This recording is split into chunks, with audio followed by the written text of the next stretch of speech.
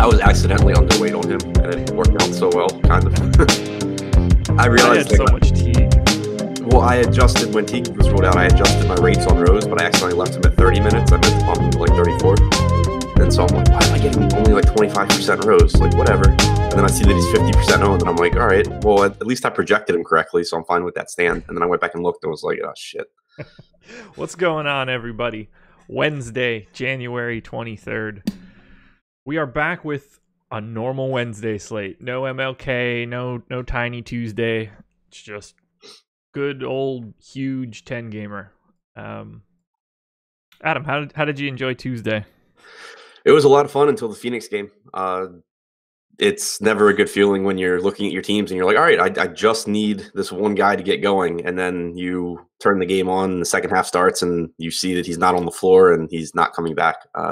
That kind of was a bummer. Yeah, I'd like to know how the gorgeous dong Devin Booker fight went in the locker room. That should be good. Devin Booker would die. Yeah, you assume so, right? Like, that seems like a really bad spot for him. Yeah, no chance. That would be my guess. I have no idea. Made this joke last night, but he's got bigger shit to worry about than gorgeous dong. He needs to stop putting it in Instagram models. It's not been going well for him. And he just gave away like $5 million to the greater Phoenix area. So, wait, what? He made like a really, really large charitable donation to like some sort of funds around. Okay, Phoenix. so like 2 days good. After all of the Instagram model stuff came out. Oh wow! But so it was actually like a good thing. Yes, very much so. I thought you were saying he had done something and somehow gotten fined like $5 million by the city of Phoenix. No, very, very positive. Very positive. It probably helped to put that information out into the ether. I'll say he seems like a big guy. Yeah. Outside of, Well, I can't fault him for that. No. I can't say I wouldn't be trying to do the same thing if I was 21. Yeah. And in his situation, or 29 and in his situation. Yeah. Yeah, and being a good gillionaire. Yeah. Housekeeping as per usual. NBA strategy is the promo code. 50% off your first month with us. Any package you choose. So you can get Fantasy Cruncher as well. And then as usual, we are brought to you by Thrive Fantasy. If you go to the link that I still haven't prepared, bit.ly/Awesemo, sign up at Thrive. You can get $10 on $10 deposit, $20 on 100, and $50 on 200. Thrive is a new DFS site where you're picking player props.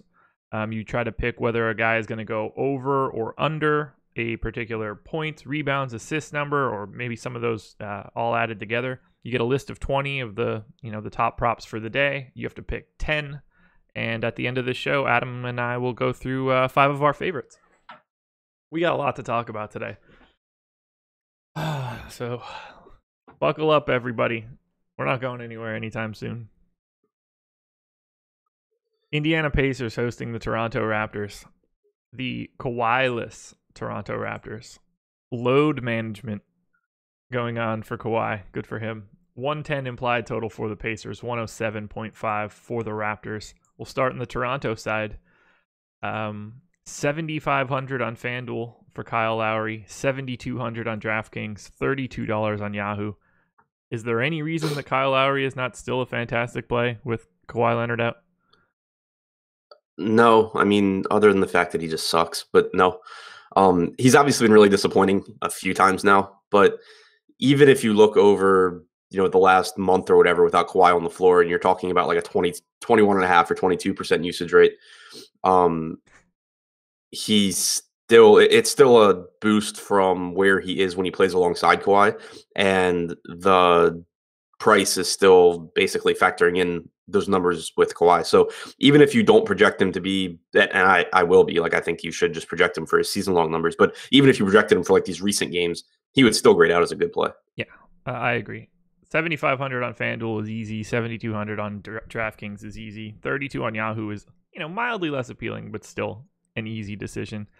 Napping while dreaming in the YouTube chat, I think just won the day. He said Booker needs load management. That's good stuff.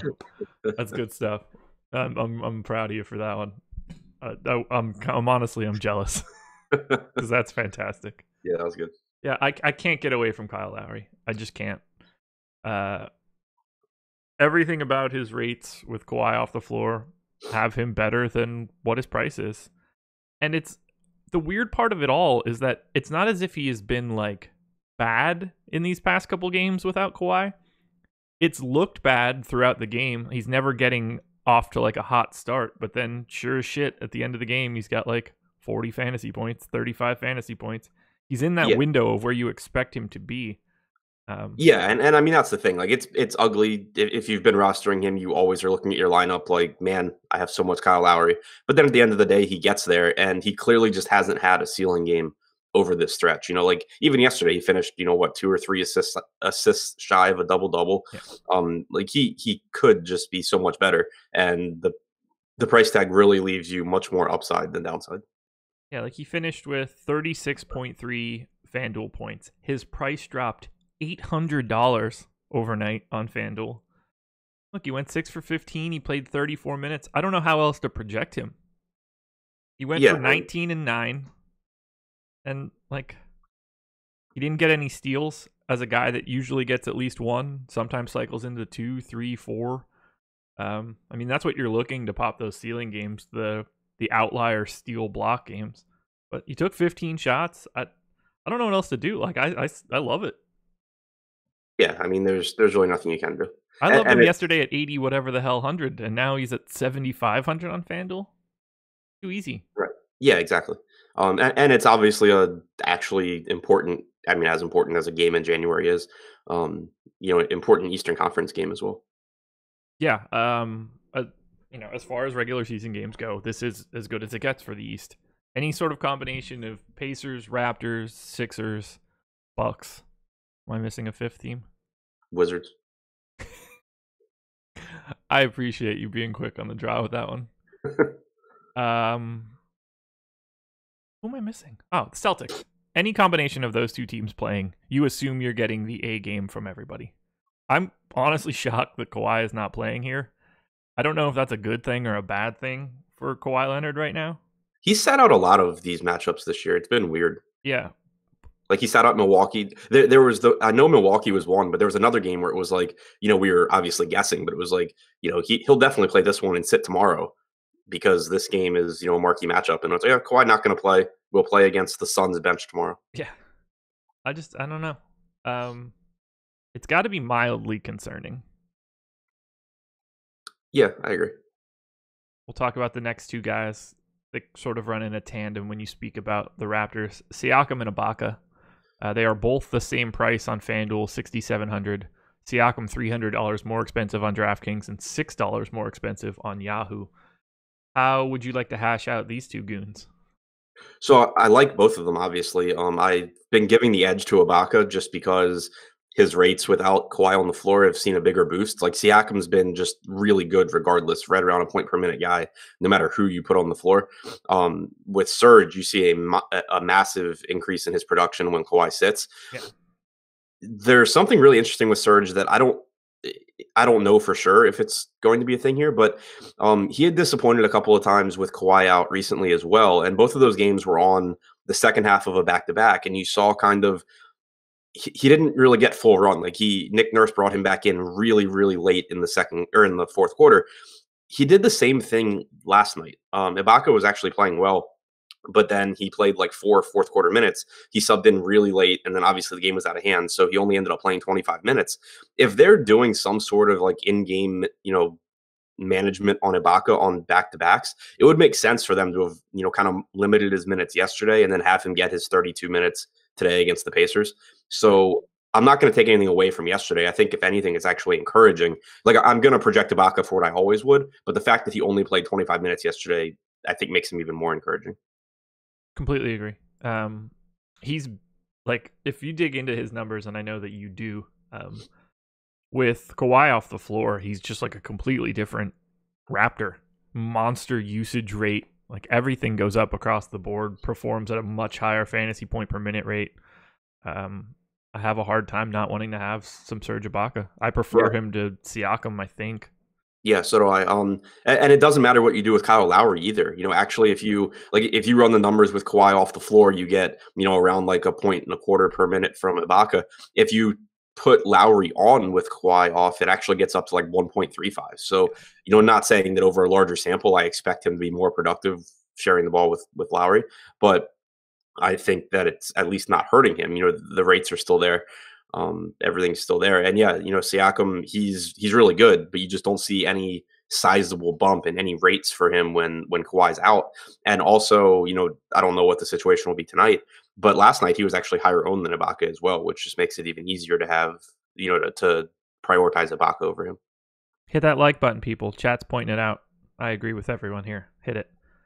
Alrighty, Fred VanVleet, 4,600 on FanDuel, 4,600 on DraftKings, 15 on Yahoo.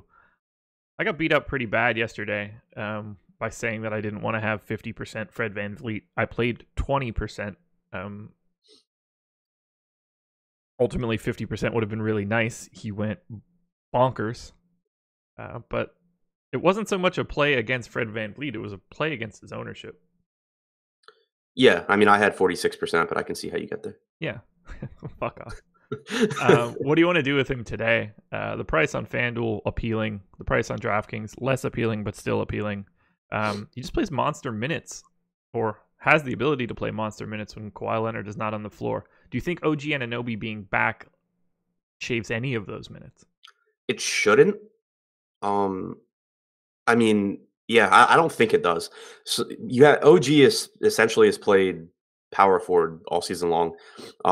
Maybe he gets a few minutes at the 3 also, but it's a back-to-back. Like I don't see them running CJ Miles for a bunch of minutes. He played 16 minutes last night. I don't see them giving him a ton.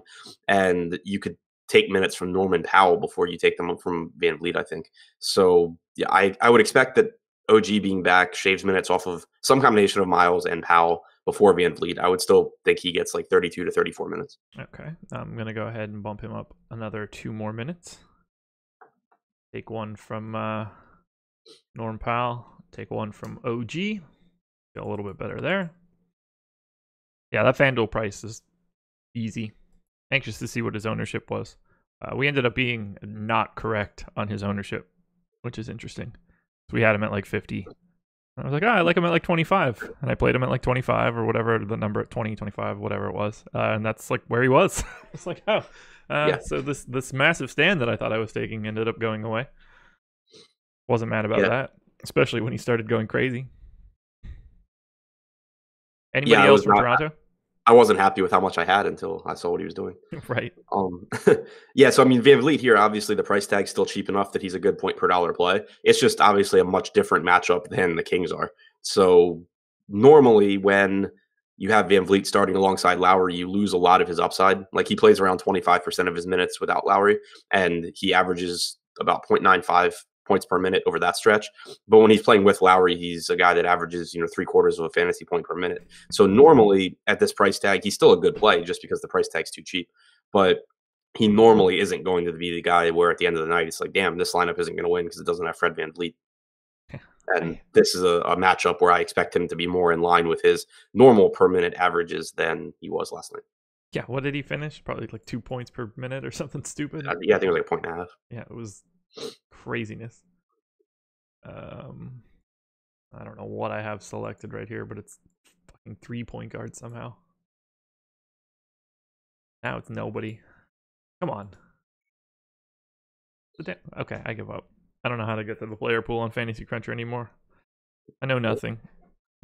No more Raptors. I can't imagine getting to anything else here. I mean, cursory shares of Danny Green that pop up are fine, I guess, but there's too many teams out there for it to matter, and this is not that kind of game. Pacers. Oladipo, 7,800 on FanDuel, 7,700 on DraftKings, and $30 on Yahoo. Are we going right back to Oladipo? I mean, I still like him. I think that the slate's big enough and the matchup is bad enough that he's not. I wouldn't expect him to be one of my highest owned guys. Right. And the price tag, I mean, it's fair, but it has come up a little bit. I mean, it's worth pointing out that he went from 73 to 77 on DraftKings. It's not like it's still going down. I still think he's a perfectly fine play. I just have him as like priced pretty correctly, maybe a little bit cheap. By the way, OG is out today. All right. He was supposed to be back today.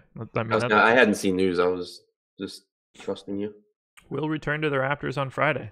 Yesterday when I looked at it, it was he's back, but not like back, and then he'll be back for Wednesday. But okay. Definitely like Fred VanVleet's minutes a little bit more. CJ Kilometers should be fine now too. Yeah, better chance that you get like 36 from Siakam now than if OG were playing. Yeah. Not saying like that's a median, but just his upside gets a little bit higher. Baby, go get those dogs. Got to bump up the old Pat McCaw being on the Raptors is like, I feel like it's random. Like I feel like he acts like someone accidentally cut him in NBA 2K, and like that's just where he ended up. You mean like the Warriors accidentally cut him, and that's where he ended up? That sounds about right. Yeah. Let's give him 12 minutes there. We'll give Norm Powell his minute back, and I'll just call it a day on that one. The rest of the Pacers, not really appealing to me. Thad Young looks okay. Miles Turner for 7,200 on FanDuel I think is fine. Sabonis just doesn't play enough for me to really prioritize. Do you want any other part here? Is it Darren Collison on the heater that he's on right now at 5,200? So yeah, I mean Collison's minutes have been nice. The price tag's moved enough where he's definitely not going to be a priority for me. Miles Turner is the guy that I'm most interested in because, again, in their last game, we saw him play a little over 30 minutes, but he sat the last couple of minutes in a game that was not competitive. I think that projecting him for 32 minutes is correct, and the price tag's really fair at 66 on DraftKings. I don't have FanDuel pricing in front of me, but I know he's been one of the more fairly priced centers over there as well. So he's just been playing really, really well. Like he obviously had that stretch where he missed a few games, but outside of that, he's been very productive. He's getting more minutes now. It's not, a terrible matchup here against whatever combination of Ibaka, Monroe, and Boucher he sees. So I like Miles Turner, I think, more than anyone on the Pacers. Okay. I don't know what to do with him. Yeah, he's 7,200 on FanDuel. It's $400 cheaper than Marc Gasol. He's didn't think that this would be a relevant thing to say. He's $1,700 more expensive than Jahlil Okafor, whatever that means. If he's going to play 28 minutes or something like that, unfortunately, we need to pay attention to that. We have whatever is going on in Miami. Whiteside at 6,800, Jared Allen at 6,800. Center's a weird one today, and then it's just you pay up for one of the Drummond, Embiid, Vooch, Gobert, Jokic. So I mean, to put it in context, and obviously, you don't want to read too much into relatively small samples, but since the start of December, you have Turner's played 579 minutes. He's averaged 1.21 DraftKings points per minute. Marc Gasol is averaging like a fantasy point per minute. So as far as recent production over the last almost 2 months now goes, like those two guys aren't even close. Yeah. Obviously, Gasol has the longer track record. Yeah. It's basically just an unappealing game. I'll want to have some of it in the interest of it staying close and these guys getting their full allotment of minutes. But it is tough to prioritize, in my opinion. Nobody really stands out as like a fantastic value. Yeah. Like I have Turner at almost 6x on DraftKings, but other than him, I don't really like anything. Okay. I have him at like 36 DraftKings points. Yeah, we are a bit different. I have 31. Well, actually, that's probably pretty close given what we know about our sort of general differences. Yeah. I think we're on the same page. Let's move on. All right, so this game is nuts. 116.5 implied total for the Celtics. 100 on the dot, the lowest total on the slate. For the Cavs, no Al Horford. 16.5 point favorites without Al Horford. I wonder how many more guys they could drop off from their team before this line got out of the double digits. When I first glanced at it, I thought it said 117 to 110, and I didn't know if I was more confused how the Celtics were only 7-point favorites or how the Cavs were scoring 110 points. Yeah. Well, here we go. Cavs defense, obviously, due to Celtics defense, obviously the opposite of that. Pace down spot for Boston, but you can trade off the pace for how putrid Cleveland is. Start on the Boston side. Kyrie Irving now, 10,400 on FanDuel. What a price tag. 9,400 on DK, $45 on Yahoo. How do you want to manage Kyrie now that he's part of the 10K crew on FanDuel? It'll be tough to get there, I think, just because it is a 10-game slate. We're not going to predict blowouts, but it is – Lofty always makes a really good point about Kyrie in particular, in that when they are in a blowout, he plays like 25 minutes. Most guys – one of the reasons that I hate predicting blowouts most of the time is that most guys, if they're someone that plays 36 minutes, unless the game is just like an absolute shit show, they play like 30. Yeah. We pretty consistently see Brad Stevens, like in the second quarter, if it's a 20-point game, Kyrie suddenly is playing 3 minutes. And then he plays his stint in the third quarter and he's done. So I think that it is more of a concern with Kyrie as an individual player than it is with most players. That's not to say that he can't score 50 points in 22 minutes here. But it just makes it on a 10-game slate where, I like Kyrie, especially on DraftKings. I still really like that price tag. But there's a lot of ways to go here. Any revenge narrative here for you? How many times have they played by now? And who's he have revenge against? Like Jaren Blossom game? No, I don't think he's looking for any revenge whatsoever. I think that he couldn't be happier. Yeah. That's the great. Him not being in Cleveland right now is the greatest thing that could have ever happened to him. Yeah, I'm sure Kevin Love is really jealous of Kyrie right now. Yeah. And just in case anybody's curious, that's not a sarcastic take. He would much rather be in Boston. That's the first serious thing I've said on the show. Yeah. I'm sure he would love to be Daniel Tice. Right. I still kind of like him at 10-4 on FanDuel with the way that he's been playing. But obviously his minutes are terrifying. I've got him in for 34. If he gets to 34, I have to assume that things are going well for him. Things are probably not going as well for the Celtics as a whole, though. Right. Yeah, I mean, I think he's a really good spot to pay attention to ownership. Like, yes, whenever you get someone at an elevated price tag, it's obviously easier to fade them anyway, unless their name is James Harden, just because, obviously it's harder for players to pay it off. But if you're going to get a ton of ownership on Kyrie, like you can at that point at least consider the fact that there's a very good chance he doesn't play in the fourth quarter. It's just another way for him to fail at the price tag. Whereas if that appears to be the consensus groupthink that, man, I can't pay for Kyrie here, then be over the field if he's low owned and just hope that Cleveland keeps it at like 12 points the entire game. People are telling me that the stream is lagging, but everything on my end is positive. Yeah, I'll say it's not even lagging for me, and that's unusual. No, like our conversation has been crystal clear. I haven't dropped any frames in OBS.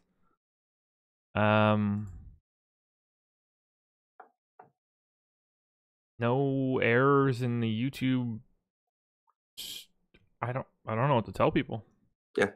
I haven't even had one of those stretches yet where like everything on my end freezes and I have to guess what you just asked me. I mean, there are a lot of people saying it, so it's obviously true. Let me open it up on my phone.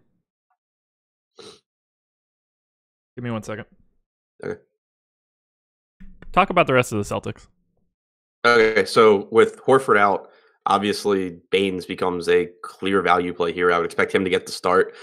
Tristan Thompson's still out, so it's an even more favorable matchup for him. He's 3,500 on DraftKings, where obviously you can roster two centers, so the opportunity cost isn't even as high as it is on FanDuel.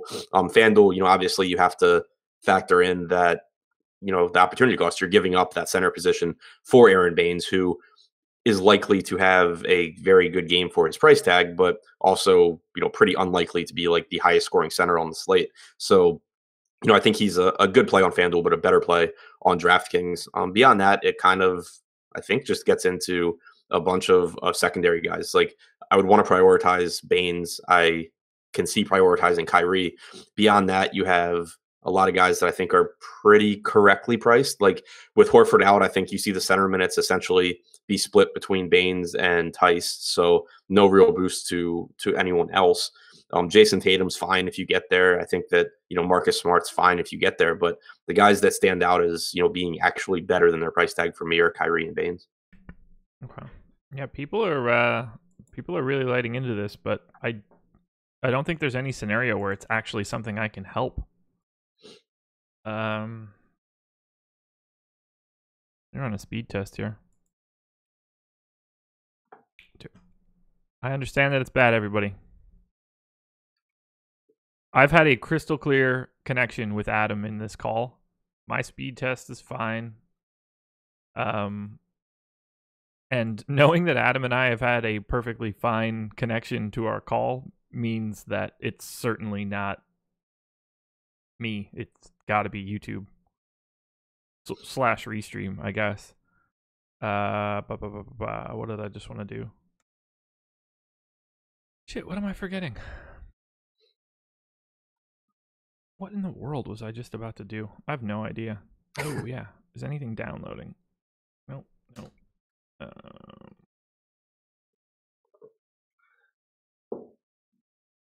We'll get there, everybody. Apologies for the, technical issues. I just don't know how to fix them. Is sort of the problem. Everything is fine on my end. Internet connection is fine. Yeah,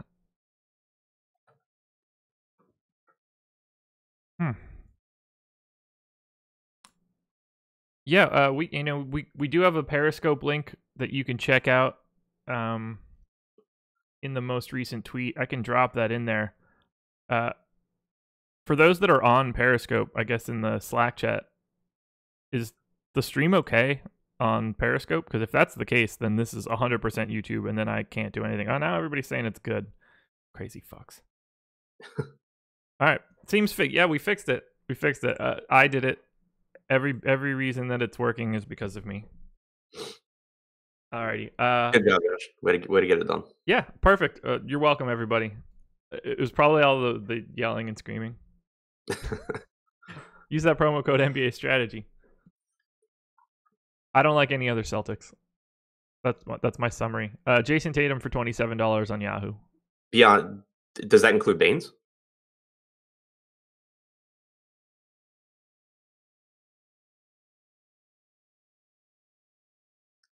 I like Baines on FanDuel.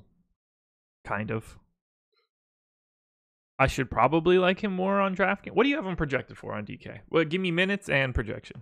24 points, 24 minutes, 23 plus points. Okay, so I have him at 24 minutes and 22.6 points.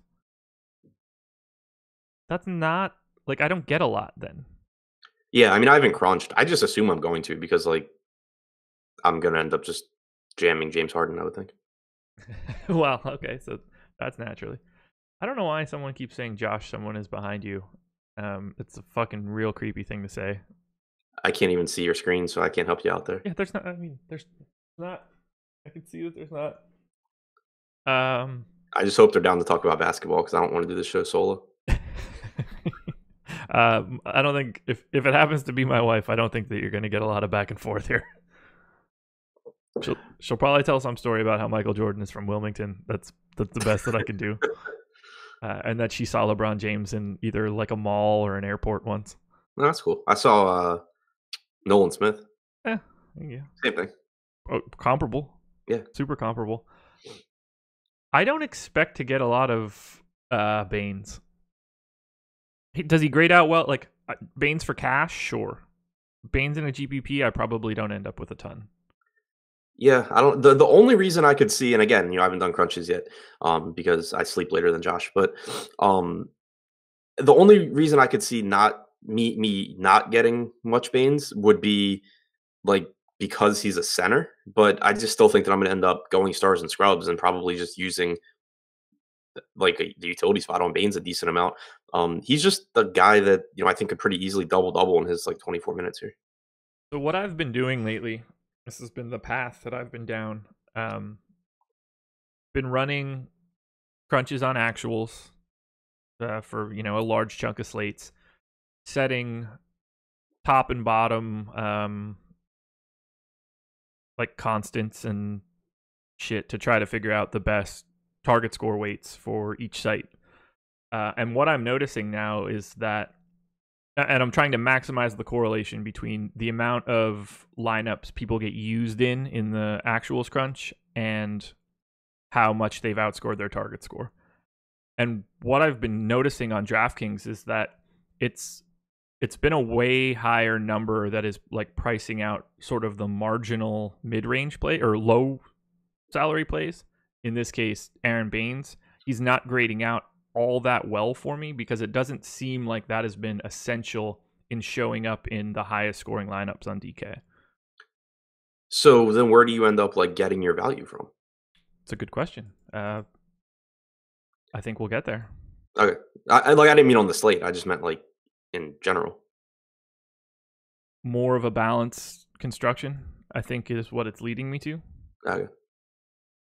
And that's something that you and I can obviously chat about off air. Yep. But I've been really surprised by the output because ultimately I want to know who are the guys that show up in the highest scoring lineups as much as possible, and how does that correspond to like how much they're beating whatever that target score is. And it's been creating a scenario where it's pushing out the $3,500 guy that projects to be like passable.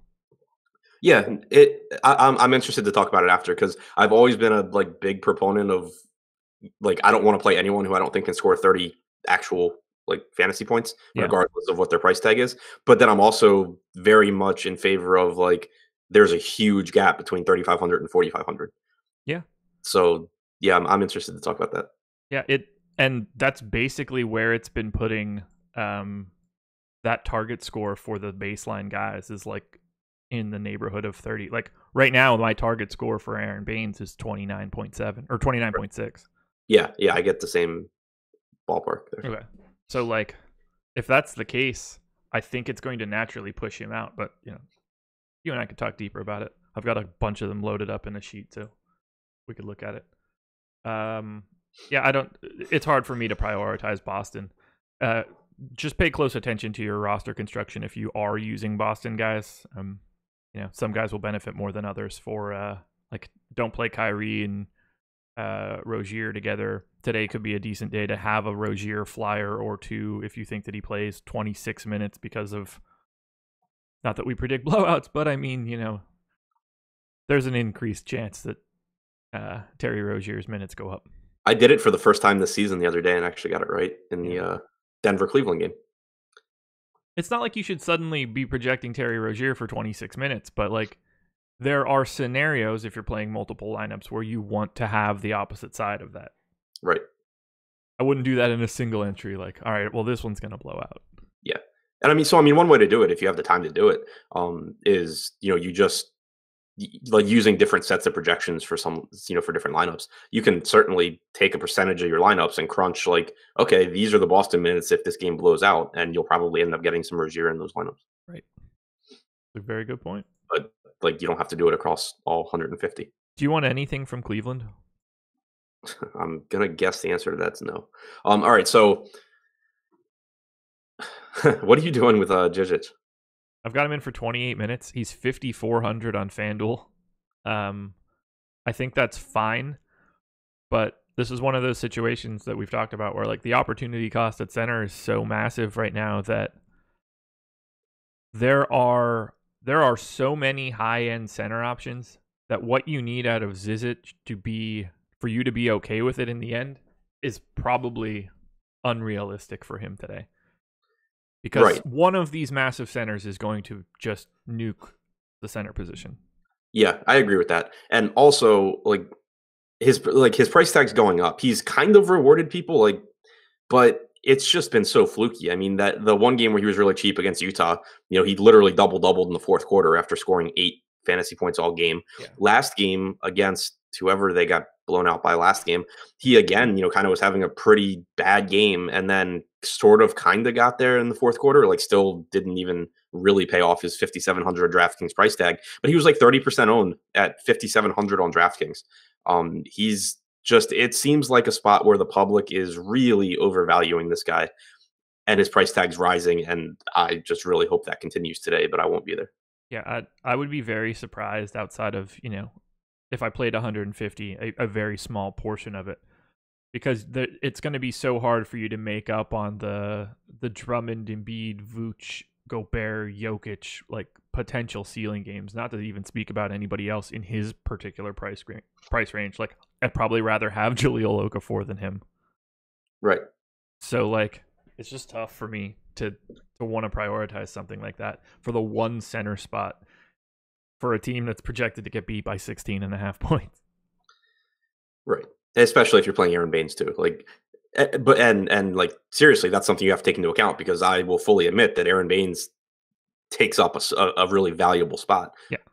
I need to maximize that other spot if I'm going to Baines. I'm with you. Clarkson, Sexton, Chetty, Hood, anything? Nope. I mean, like, I don't think we need $3,700 campaign on this slate. He had a good game last game, but all these guys are just playing, 20 something minutes, and they all suck on a permanent basis. They're all in a bad matchup. Maybe one of them gets hot in the fourth quarter down by 18 points, but I don't see any reason. I have the Celtics as a team projected for 243.7 FanDuel points. I have the Cavs as a team projected for 186.2. It's 57 additional fantasy points to the Celtics. Nuts. Absolutely crazy. Let's get out of this garbage. The Brooklyn Nets hosting the Orlando Magic. One garbage to the other. 111.25 implied total for the Nets. 105.25 for the Celtics. Nope, for the Magic. Whatever.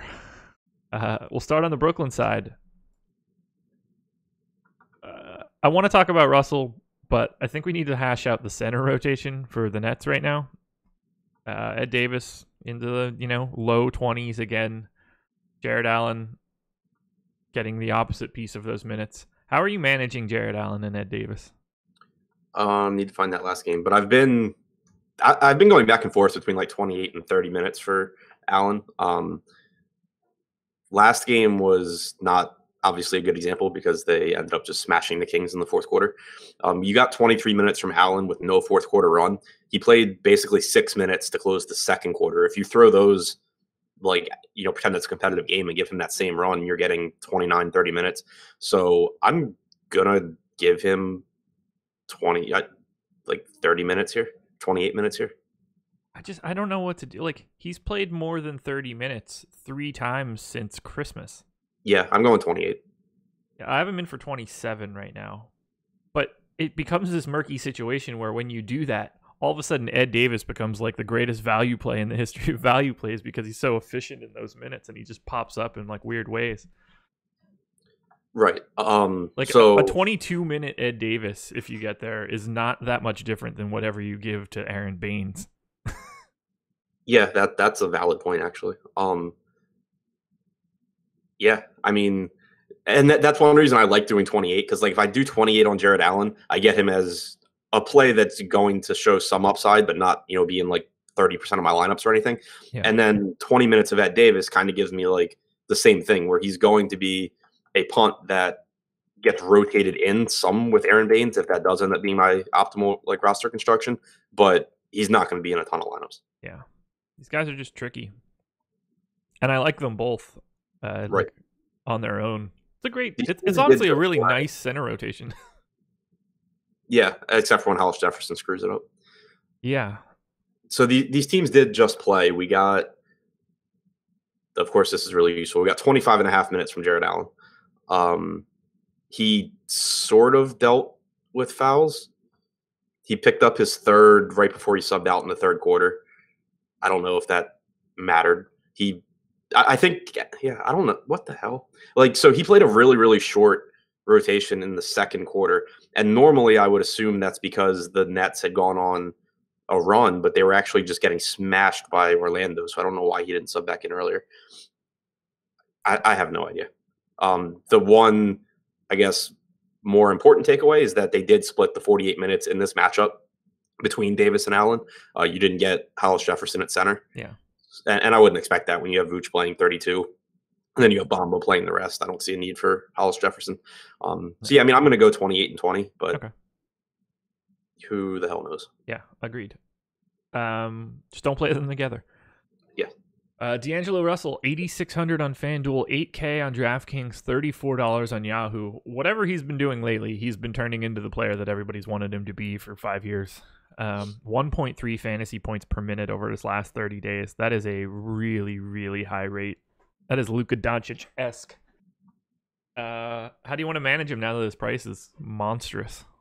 I mean, I'll obviously have less of him. He's someone that I just very closely follow the price. Like when it gets up, it's not that he doesn't have upside, but you have to keep in mind that he is a volatile player. You know, he's been really, really good lately, but I don't want to just throw out the window everything that we know about D'Angelo Russell as a player. Yeah. And then on top of that, you also have a Kenny Atkinson rotation where more often than not, Russell's been playing 32 to 34 minutes here, but you do still have those 27-minute games thrown in.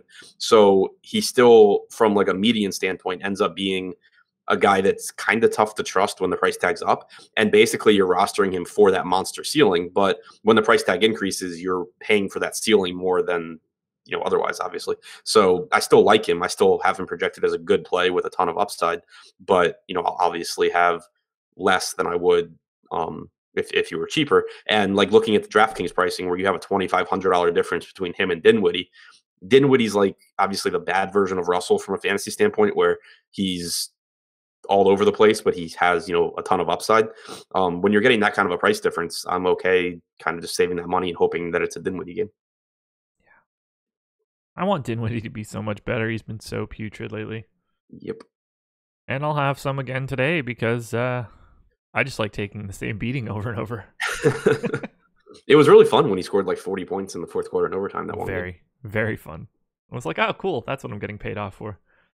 Anybody else from the Nets? Not as any sort of priority whatsoever. I agree. I would love to be playing some Travion Graham. He's been getting monster minutes, but then you look and see that he's been at 0.54 fantasy points per minute over this last 30 days, and you realize that he might be the worst fantasy player in the league. Right. Yeah, I would like to play Travion Graham if he were a different player playing those minutes. Yeah.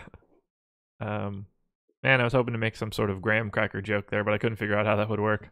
That's really disappointing. I'm upset I missed out on that. Yeah. I got nothing. The Magic side. 9,900 for Vooch on FanDuel, 9,300 on DraftKings, $41 on Yahoo.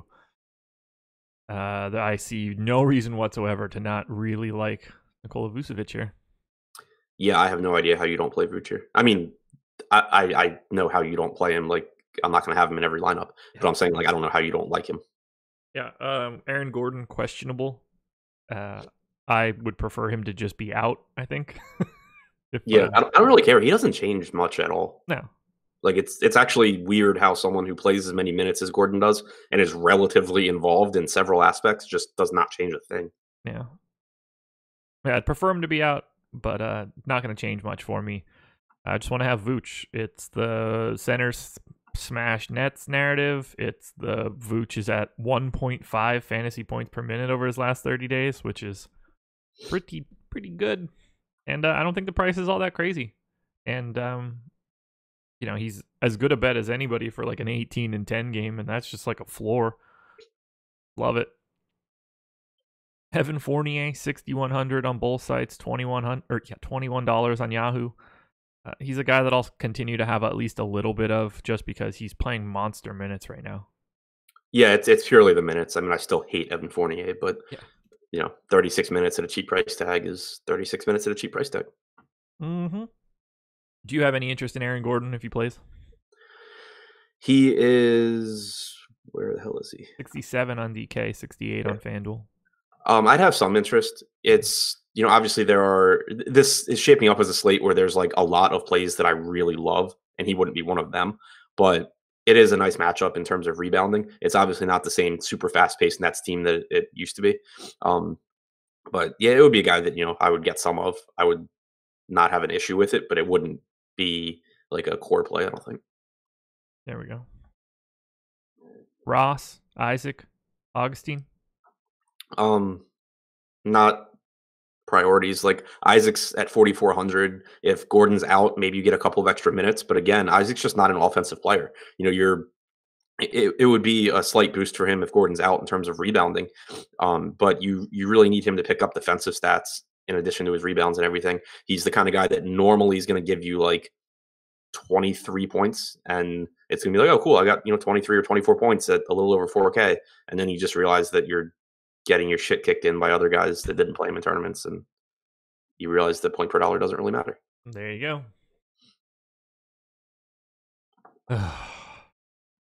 I hate when I see this come up. Miami Heat hosting the Los Angeles Clippers. Heat 111 implied total. Clippers 106.5. The pace up spot for Miami. It's also probably a rotation up spot. Kelly Olynyk gets the DNP in the most recent game. Should be right in line to play 35 minutes tonight. Well rested, because who knows? Whiteside only played 20 minutes in this most recent game. Gave the other 28 center minutes to Bam Adebayo.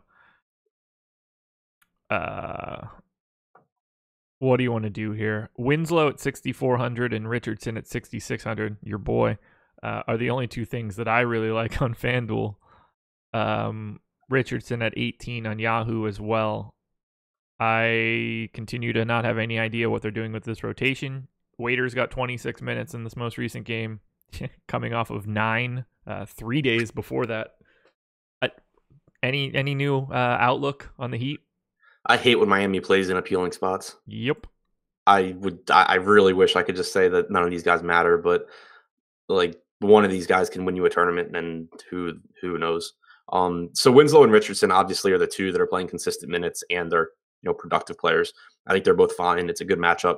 Neither one I don't think will be a priority. I do think Winslow's a good play because he has small forward eligibility, and he's a point guard.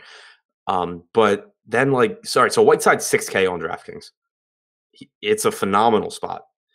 If he even plays 26 minutes, if he plays 24 minutes, he's a good play. If he plays 26, he's a really good play.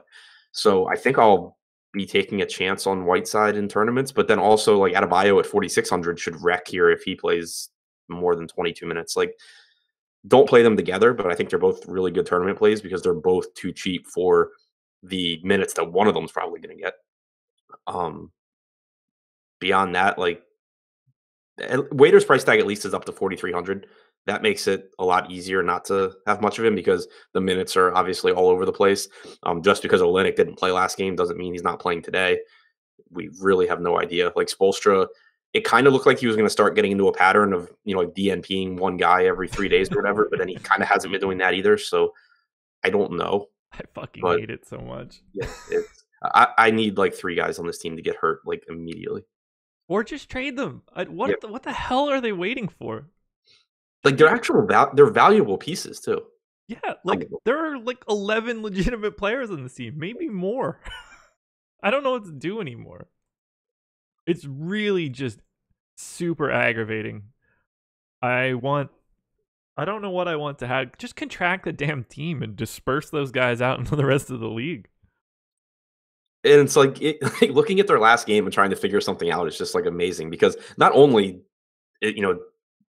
was their rotation all over the place like it always is, but they were losing by 22 points going into the fourth quarter, and then the bench went on a 9-0 run and then another 11-0 run. So you just have you have Dion Waiters and Derek Jones and Bam and Johnson just playing monster minutes in the fourth quarter because they were hot. So you just can't draw anything here. Oh god. The one thing I'll point out is that does make me not even be confident in Whiteside, but I'm not really scared that he only played 20 minutes because it very much was just a spot where they were getting blown out by the Celtics and then the bench brought them back. Josh Richardson barely even played in the fourth quarter. I'm sure you had a close eye on that as well. Yep. Oh god. Look, I wish that we could be better here and give you all of these awesome nuggets of Heat information, but I don't even think Eric Spoelstra knows what the rotation is going to look like tonight. No, and that's the point. That's the point kind of that I was trying to make about their rotation last game. I guarantee going into that game, Eric Spoelstra was not sitting there all right, going to play the first half like this, and then we're going to play the entire fourth quarter with our lineup of Tyler Johnson, Bam Adebayo, Derek Jones, and Dion Waiters. I don't think that was his fourth quarter plan, but that whole unit got hot and brought them back to almost a tie game, and so he left them out there. It's just it's similar to what we've seen from Charlotte all year, where you could have a general idea of what they're going to do, but Spoelstra is kind of quicker to adjust in game than a lot of coaches are, as far as matchups go, as far as how a unit's playing, and he has the pieces to do that when everyone on this team is healthy. There you go. Just make a trade already, guys. If the trade deadline goes by and Miami doesn't make any moves, I might lose my mind. Yeah, boy, oh boy, is that Dion Waiters contract looking worse and worse. No matter, not saying anything about Dion Waiters' ability or just the fact that he's on the floor now. Just the fact that they know that they have him for 3 more years at $16 million or whatever on a team where they could probably drop 3 of these dudes and no one would notice. Yeah, I mean, yeah, it's crazy because normally when we get teams like this, like the Cavs, it's like, okay, there's maybe 2 NBA players on this team, and I'm not interested in rostering the rest because they all suck and the rotation's inconsistent. Here, it's like there's 11 guys being that Spoelstra has to try and find minutes for because they're all good enough to be normal rotation members on most teams. Yeah, I mean, Wayne Ellington was playing like 38 minutes a game at points last year for the Heat. He was even on the team. Like, he's not even bad. Right. He's perfect for this league right now. Right. I mean, if Wayne Ellington isn't playing, he could be playing 20 to 25 minutes a game for a lot of teams in the NBA that need spacing. If he took like the Alonzo McKinney role on the Warriors second unit. Yeah. Or insert someone here from the Bucks as another 3-point shooter. Right. Sixers, obviously, I've said 1,000 times, he'd be, a much better version of Landry Shamet. Okay, Clippers. Tobias Harris, just gross yesterday. Clippers in general, just kind of gross yesterday outside of Pat Bev. Lou Will with the old all over the place news all day until into a minutes limit was just fantastic. Played 23 minutes last night. Gilgeous-Alexander, for everybody that was tugging that one, he got a quality 20. So there's that.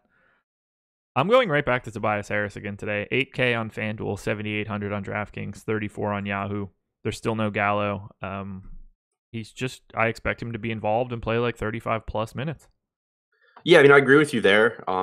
He does get a small rebounding uptick without Gallo because you have him sliding down a position.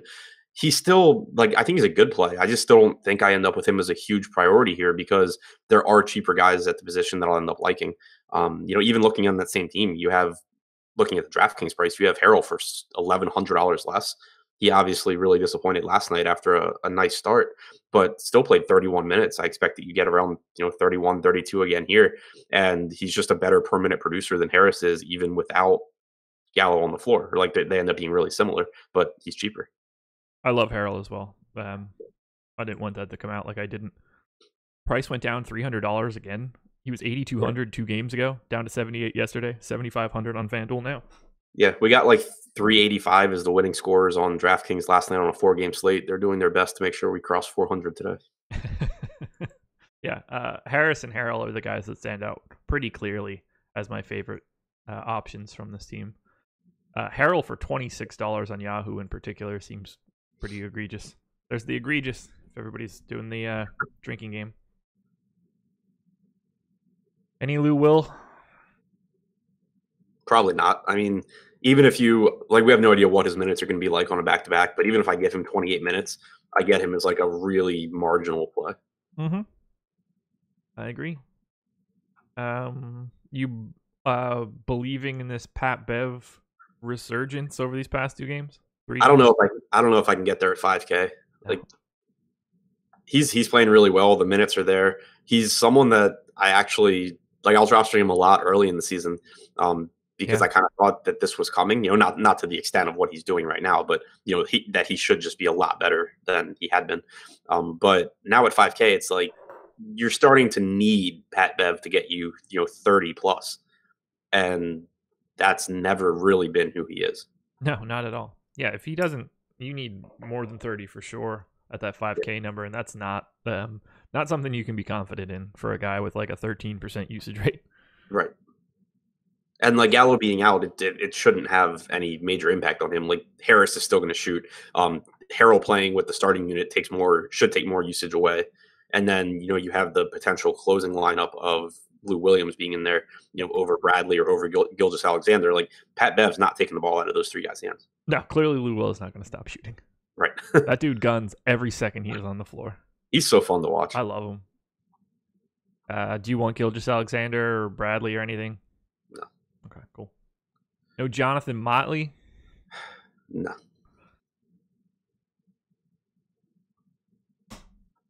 The New York Knicks hosting the Houston Rockets. 109.5 implied total for the Knicks. 116.5 for the Rockets. Highest number on the slate, or at least tied with the Celtics. Lots in common here. Rockets playing the Knicks. Celtics playing the Cavs. Two good teams playing the dregs of the league. We'll start in New York, where the Unicornet broke his horn. Going to be out for a couple weeks. I don't know what the hell that's going to mean for the rest of this team.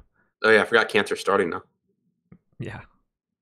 I feel New York hasn't been on a real slate in a while. It's been nice not dealing with that. They also haven't been a real team in a while. Yeah. Burn. Noah Vonleh, 5,400 on FanDuel, 5,800 on DK, $18 on Yahoo. I mean, on FanDuel, that seems like a really appealing price. $18 on Yahoo seems really appealing. I don't even have that big of an issue with 58 on DraftKings. I love Vonleh. Yeah. I just want him to get traded to like a team that's good. He's so much better than I realized, and in so many like aspects of the game. Yeah. Definitely late bloomer, but he's actually good, I think. Yeah. How old is he? What, 23? Is he? I thought he was like 26 or something. I don't think so. 23. Oh wow. God, it feels like he's been around for like 7 years. 2014 draft of the Hornets. Huh. He was really young coming out of Indiana. Yeah. So did they like immediately trade him to Portland? I think he was there for a year, and then he was in the Batum trade. Okay. That's the way that I remember it, at least. Yeah, it sounds right. So the negative would be that when he plays alongside Cantor, he's not as productive, which you would expect. Cantor's an excellent rebounder, and Cantor takes shots, so it drives down Vonleh's usage. It drives down his assist percentage because he has the ball in his hands less. So less productive alongside Cantor, but still a favorable matchup against against Houston in general, and still an appealing price tag for a guy that should play around 32 minutes. So I still don't have a problem with him. I think the FanDuel price tag and the Yahoo price tag obviously are really nice. I'd be careful with the should play around 32 minutes, but I'd like him to. I mean, that's what I normally project him for. 25, 18, 19, 19, 29, 17 in the last whatever the hell amount of numbers that I just read off. Is Popcorn Machine wrong? He didn't play 32 and a half last game? That's the only positive one. Oh, okay. Yeah. Well, that's the one I was looking at, and it like confirmed with how I normally project him. So No, that one was right. Just like every one before that was much lower, or just slightly lower. But no, you also don't have Cornet out there. Like that's a body. Sure. I just don't know what to do with these guys. Like, Ntilikina played 30 minutes. Trier played 30 minutes. Moody played 18. That's what I mean. God, it was nice when these guys were in London. Oh, they should. Robinson's back. Who knew? This is why every United States sports league needs relegation, because for a little bit, I just need like 2 or 3 years off of the Knicks. Right. They should at least like make these teams balance between getting the first pick and getting kicked out of the league. Like you take a risk, and if you don't land that 1 seed, you get kicked out of the league. It should be like the 2nd, 3rd, and 4th worst teams get relegated or something. I would just prefer to not have a draft, but that's neither here nor there. I mean, yeah, but any interest in Moutier? I can't have it now. I mean, kind of, because if he plays 30 minutes, he should do well. But I mean, he could not play 20. Right.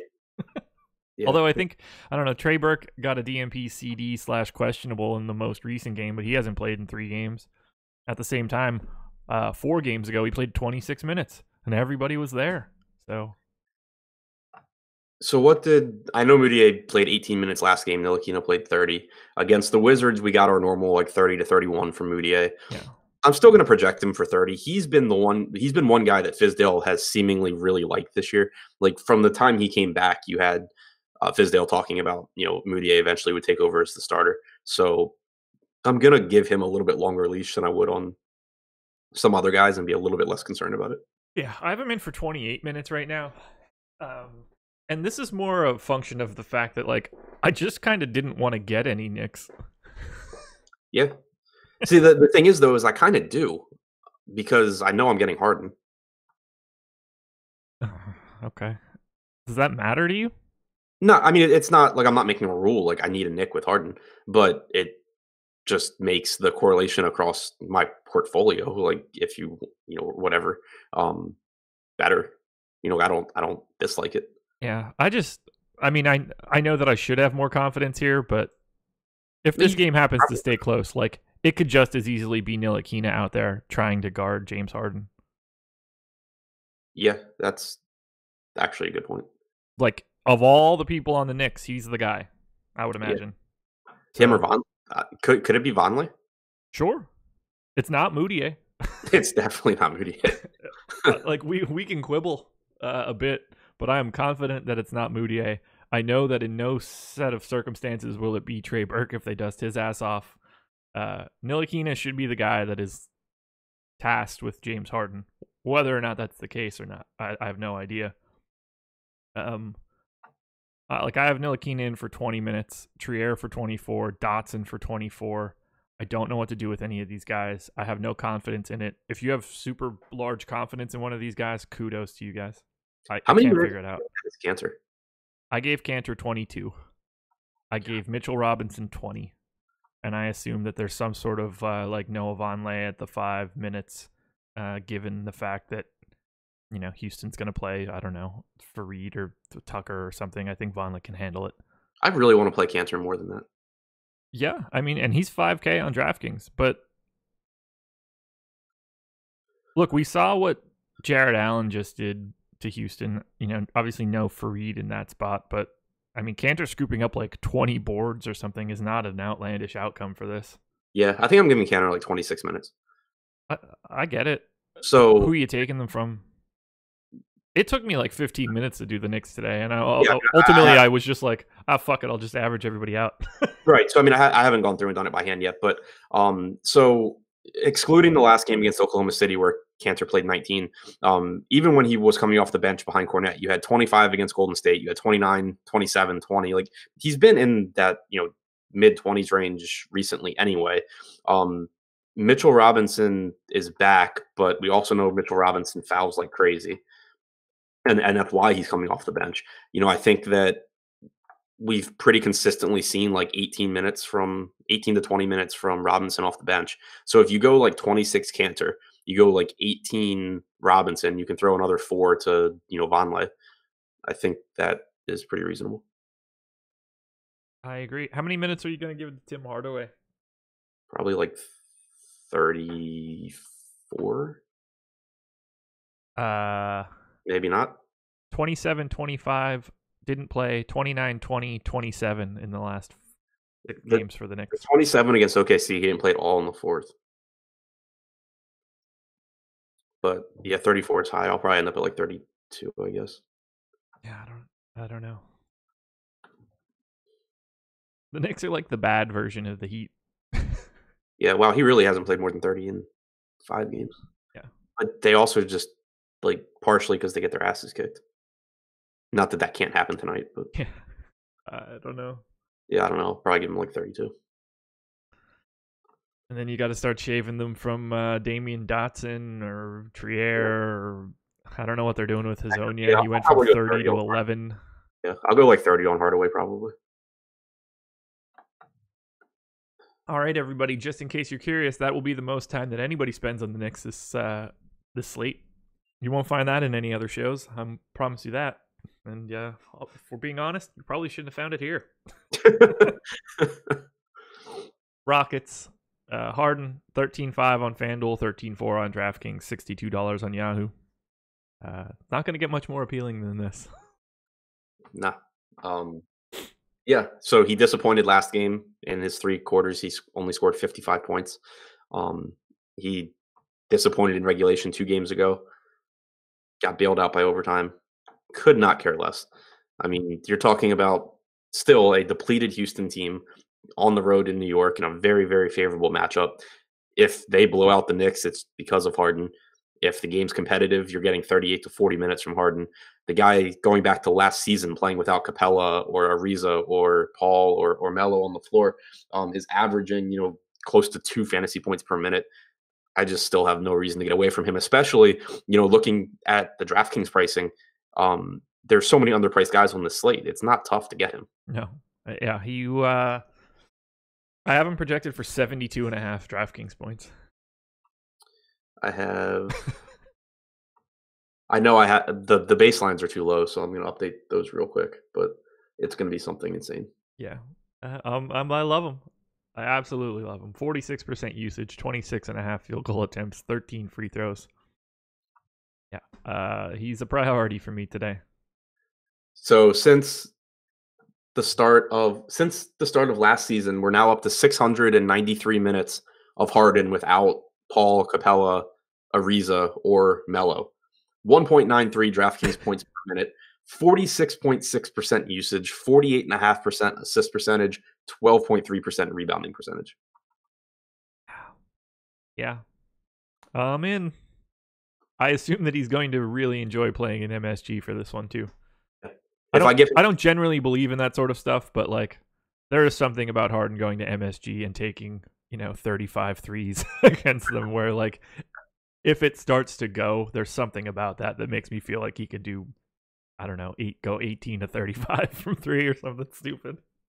Yeah. If I project him for 38 minutes, I get 74.7. There we go. Josh, what's the record for long show? Probably going to break it today. We'll hit like 2 hours. We did 2 hours on a Monday. Yeah. And that was, same amount of games, really. Yeah. Any part of the Rockets after this, Fareed's price is now up to 4,400 on DK, which I think is okay. He's 5K on FanDuel. I'm fine there. Yeah, no, I mean, I like Fareed here. He played 23 minutes last game. It was his first game with the team. I don't see why his minutes don't creep up a little bit more. I could see him getting like 26. The reports from Woj and just in general have been that he's very quickly going to become a big part of this team. That game also was a blowout, so maybe he would have closed. We don't know. So I think I'm going to project him for 26 minutes. I think that he's just I love him as a fantasy player. Like he's always productive when he plays. It's a matchup against the Knicks where he should be fine. So I would think that Harden is probably my highest owned guy from the Rockets, then Fareed, then a giant drop off. Sounds about right to me. Do I have this crunch still? 847. Yes. Thank you, Fantasy Cruncher, for making my life easier. I got to 60% Fareed on my first DraftKings crunch. Yeah, that seems right. Yeah. Clearly not going to be at that number. Or maybe not clearly, but I'm not going to be at that number, in my opinion. But he looks really good. Yeah, let's get out of this game. Oh, it goes from bad to worse. Chicago Bulls hosting the Atlanta Hawks. There are a lot of really atrocious basketball teams playing today. Well, I mean, I was thinking that on a 10-game slate, it's weird the highest team total is 117. Yeah. It's not getting any better as we continue to talk, except for there are some good games to close this out. 111.5 implied total for the Bulls. 109.5 for the Hawks. We'll start on the Chicago side. There's a lot to like here, which I hate. Very big pace up spot for the Bulls. Zach Levine is at 7,100 on FanDuel, 6,900 on DraftKings, $24 on Yahoo. I think he looks fantastic, as does Markkanen at 69, 66, or 23. How do you like Levine and Markkanen? I like them both. Markkanen obviously has been Markkanen's been really good lately. The price tag's getting up there, but I think you should get somewhere in that 32 to 34 minute range from him in a really nice matchup here against Atlanta. So, I like him. I like Levine, kinda. I think you get around 34 minutes from Levine too, 32 to 34. It's just that he's become very scoring dependent now that this team's fully healthy as far as Dunn and marketing go. So I would rather play Chris Dunn at 6,300 than Levine at 69. Ooh, okay. I have Levine a little bit ahead of him. I understand, and I don't want that to be an indictment on Dunn. Dunn is $21 on Yahoo. I think that looks great. I don't have an issue at all with the $7,400 price tag on FanDuel. $6,300 on DraftKings looks fantastic as well. I like all three of these guys.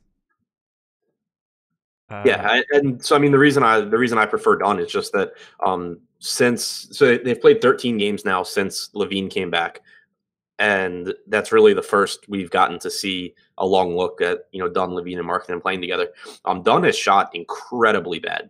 That's not that he's a great shooter, but he shot bad by his standards. He has a 43.5% effective field goal percentage over that stretch. Like, he's not going to be that bad of a shooter. He's still averaging 0.9 fantasy points per minute compared to 0.98 for Levine. The potential assists are really high for Dunn. He has a 35.5% converted assist percentage. So I just think that with them all playing similar minutes, I think Dunn is, and Dunn being the cheapest, he's the guy that I like the most. Chris Dunn, second highest expected ownership on DraftKings, 21%. You know who the chalk play on DraftKings is today? I would hope James Harden. You would be incorrect. Not only are you incorrect, you are incorrect by a lot. Well, that's exciting. James Harden is at 10% on DraftKings right now. He is 33rd. 10. That would be fun. Vooch the chalk? Did we already talk about him? We did indeed.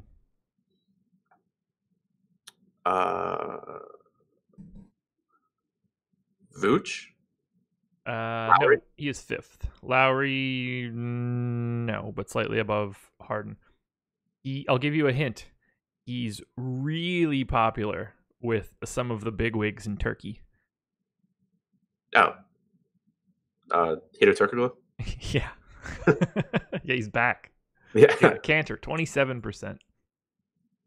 Any guesses as who the chalk play is on FanDuel tonight? We have talked about him. I mean, I'm going to once again say I hope it's James Harden. This time you're right. Okay. Yeah, this time you're right. But yeah, 21% expected ownership to Dunn on DraftKings, 14 to Levine. I really do like. I think I would prefer Levine in that case. What was the ownership on Levine? 14. Eh. Like, it's not that big of a gap, and on a day like today with 10 games, ownership is going to naturally be pretty flat. Yeah. Just this strikes me as the type of game where Zach Levine, it's like, okay, I'm going to shoot like 28 times today. Yeah, and actually, like, now that I look at the actual project, I've been projected for almost the exact same score. So, if there is an ownership difference, I think the $600 I can probably find.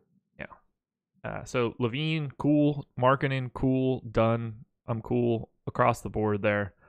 How are you handling Bobby Portis? I expected him to be getting more minutes, and so far he has not gotten more minutes.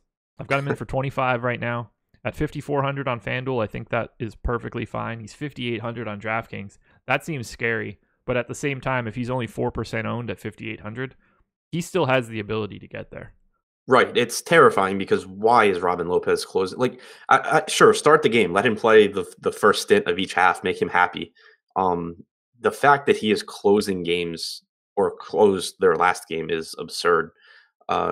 It's obviously really scary for Portis, and it makes it so you can't really trust Portis in cash at all, especially with the price tag coming up. But I'm with you. Like, there's nothing to say that Portis doesn't play 26 or 28 minutes in any given game. Yeah. And if that happens, he still beats that price tag, especially in this matchup. So I'll project him for like 24 minutes probably. That should get me some in tournaments. Not enough to where like it ruins my night if he doesn't play a lot. Yeah, I have him at 25 right now, and see what I got on the crunch that I ran earlier on DK. If I got him at all. I got 1%. So just by making small tweaks, I can get quite a bit above that 4% number, which I would be more than okay with. There's just There's probably more ceiling in Bobby Portis at that number and the ability to soak up additional minutes than maybe anybody else on the slate today. Yeah. As weird as that sounds. Like, you got to think about it like that for people that think like, oh, you only played whatever. If Bobby Portis plays 29 or 30 minutes today for whatever reason, Lopez foul trouble, they don't want to play Felicio or something, he's a fantastic per minute performer, and he could really mess up a $5,800 salary. Like, he can break the slate. Yeah, I mean, for the season, he's averaged 1.12 DraftKings points per minute. In the 7 games since he's come back from injury, he's averaged 1.24 DraftKings points per minute. If he's out there, he produces. It's just a matter of Jim Boylan is playing basketball like it's 1984, and Robin Lopez fits that better than Bobby Portis does. Yep. Any Jabari for you at 4,200 on both sides? I don't really see it. I mean, he's kind of just stuck at, 18 minutes tops. Like, he played 12 last game. I agree. I'm good on the rest of the Bulls. I mean, Robin Lopez at 3,800. If don't play him with Portis, but he played 25. He played 24 minutes last game. Sat the last 3 in a blowout. I mean, he was going to play 26 or 27 minutes. 3,800. He's certainly, I think, in play. Yeah, that's. I'd rather just lose. Well, I mean, like, I'm playing a lot of James Harden. I'm going to need guys in this price range. Yeah, no, I'm good, man. I'd rather just give them my entry fees. Don't get me wrong. I like Robin Lopez. Seems like a really fun dude. He's funny looking, and that's appealing to me. I can't root for that shit. It's just sometimes it's just that easy. I'd rather just play less James Harden and lose. We'll go to the Hawks. These guys' salaries are all over the map. John Collins, 8,100 on FanDuel, 7,900 on DraftKings, $29 on Yahoo. To say that this is a good spot for him is an understatement. He's just like a double-double machine. But I'm not like wild about getting him. But I like him a lot. Yeah, I mean, that's where I'm at. Like, there was some guy we talked about at 7,600. I think I'd rather have Collins than, but I don't remember who it was. Bias Harris? It's not Mirotic. I don't know. No, it was Harris. Okay. Yeah, I would rather have Tobias Harris. I think it's really close for me, but it's like it's such a good spot here for Collins. Yep. Yeah, so I mean, really like Collins. It's a really good spot. I don't know that he's a priority when you just because I think the way that I see my roster construction going, like, you have Ibaka, you have Siakam, you have Lowry. I want Harden. I love Vooch. You're kind of just like squeezing Collins out. I mean, if I'm in a tournament, I'd just rather have Bobby Portis.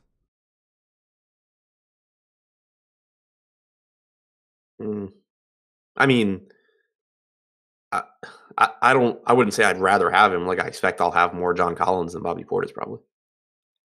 Yeah, like, I think it'd be close, or I would just not really have any Collins. But I just see a lot more utility in the upside of Portis, whereas Collins is pretty much priced where he should be. He doesn't really have any ability to soak up additional minutes. It's just sort of like he is what he is, and we know what we get. Whereas Portis, I see like actual upside too. If they're both at 4%, I would rather have Bobby Portis in a tournament than John Collins. Yeah, I mean, I have Collins projected for like 45 DraftKings points. I have him at 38, so I think that we're in the same sort of spot. What do you have Bobby Portis projected for? If I give him 24 minutes, I have him at 31. Okay, so I have him at 32. Actually, so yeah, I've 31.8, so 32. Okay, so that is the difference somehow. Like, I would have expected you to say that you had Portis at like 34, 35. Right. So that seems low. I'm at 1.25 fantasy points per minute today in 25 minutes. Yeah, I mean, I've been at 1.33, and like that's even better than he's averaged recently when he's been playing well.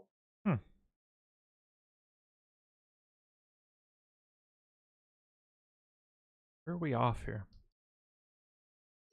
I don't know. I mean, I have him for a minute less than you do. That's probably not the total issue. There you go. Get your John Collins versus Bobby Portis takes in, everybody. If we had polls, I would run a poll. We don't have polls. Trey Young, 7,100 on FanDuel, 6,800 on DraftKings, 23 on Yahoo. I kind of want to like this, but this is not a great spot for Trey Young. It's not. I mean, the Bulls are playing slower. They're still not good defensively, but they're better than they were. Young's the only thing they have that's good defensively is on the opposite side of Trey Young. Exactly. Yeah, it's Chris Dunn. Yeah, and I mean, the price tag on Young's just going up. I still don't expect him to be a consistent player. The minutes have been pretty nice lately, but you have Taurean Prince back. You have, him playing more minutes. That's another, relatively high usage guy here. I'm okay not getting to $6,800 Trey Young very often. Yeah, I don't need much DeAndre Bembry. I could probably do without Dwayne Dedmon, although there's nothing wrong with him. The guy that we need to talk about is the guy that I don't want to talk about. Taurean Prince is $4,400 on Yahoo today. We have him projected for 11% ownership. He's what? Which part of that? $4,400 on Yahoo. Are you talking FanDuel? FanDuel. Too many sites, man. Somebody asked a fantasy draft question yesterday. I was like, I'm out of sites, man. I don't have any more space left in the brain. I'm already struggling on 3 plus Thrive. Go to bit.ly/Thrive or bit.ly/Awesemo. 10 on 10, 20 on 100, 50 on 200. Yeah, $4,400 for Taurean Prince on FanDuel at 11% ownership seems too low. Yeah, I agree with that. He played 25 minutes last game. Could have played more. I mean, the game got a bit out of hand late in the fourth quarter when the Magic went on a 13-4 run. I don't see why he can't play like 28, 30 minutes here. Yeah, I have him in for 25, and he's still fantastic. I don't know what I'm missing here. I expected him to be like the chalk at that price tag. Like 4,900 on DraftKings, I think, is pretty marginal, but 44 on FanDuel seems really, really good. Yeah, I mean, especially with the ability, like if James Harden is the quote-unquote chalk on FanDuel, at 20%, nothing's super chalky. Why? Do we have Kevin Huerter in? Do we have who? Do we have Kevin Huerter in for ownership projections? No. Which is even more egregious then. Right. Yeah, it makes no sense to me. There's Benjamin Sisko coming in with those hot takes that I love not seeing. I'd give anything to somehow remove the ability to see those on a day-to-day basis. The 0.9 fantasy point per minute guy, priced at 4,400, in a time where he can conceivably be playing 30 plus minutes. He was their best player coming into the season, on paper maybe.